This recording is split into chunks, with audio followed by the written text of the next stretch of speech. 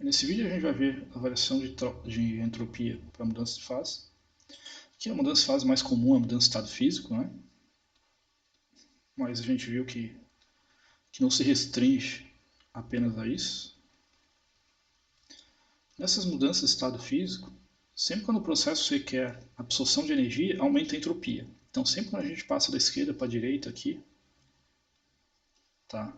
Quando você passa de sólido para líquido, ou de líquido para gás, ou de sólido para gás, você tem um ΔS positivo. Se é a variação de entropia positiva. E o inverso, né? Da direita para a esquerda, ΔS é negativo. Por exemplo, de gás para líquido ou de líquido para sólido. Tá?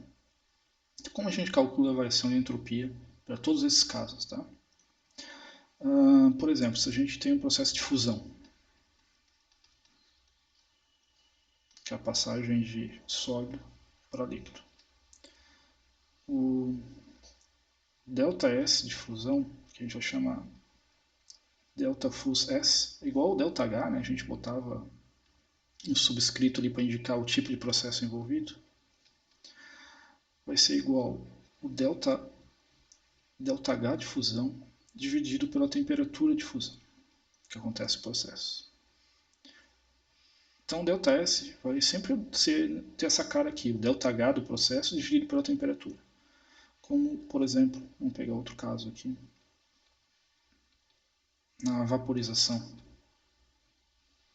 Quando uma substância passa do líquido para o gás. O ΔS envolvido na vaporização vai ser o ΔH de vaporização dividido pela temperatura de vaporização.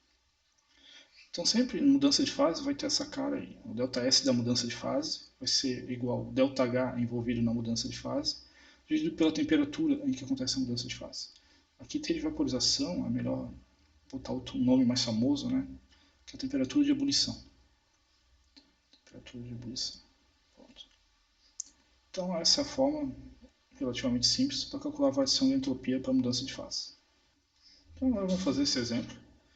Proteína lisozima, uma enzima que quebra células e bactérias, está presente na saliva inclusive, desnovela-se a uma temperatura de transição de 75,5 graus Celsius e com um ΔH de transição, padrão, determinado experimentalmente por DSC, de 509 kJ/mol. Calcule o valor de ΔS de transição, padrão. Então, só alguns comentários, né? Primeiro que o DSC a gente já viu, calorimetria diferencial de varredura.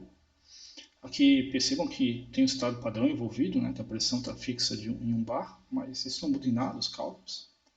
Esse símbolo TRS indica um processo qualquer de transição, né, uma mudança de fase, o que seja. Então, o ΔS de transição simplesmente é o ΔH envolvido nessa transição, dividido pela temperatura em que acontece essa transição. Sempre assim, né? Não só mudança de estado físico, qualquer mudança de fase. Então, o ΔH é 509 kJ/mol, que eu vou deixar em mol mesmo, tá? Em kJ mesmo, não tem problema. A temperatura tem que passar para Kelvin, né? Essa temperatura de transição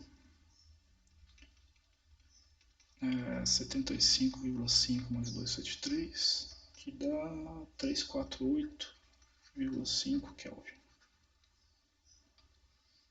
Então, 348,5 Kelvin. Esse ΔS de transição vai dar 1,46 kJ por Kelvin por mol. Sempre, em geral, esses processos, esses ΔS, mudanças de fase, são processos por mol, tá? São ΔS por mol. Assim como o ΔH de reação e ΔH de vaporização são em geral por mol. Então é normal a unidade desses ΔS não ser energia por temperatura, mas sim energia por temperatura por mol. Mas também nada complica o trabalho, tá? Não precisa converter nada, era só isso.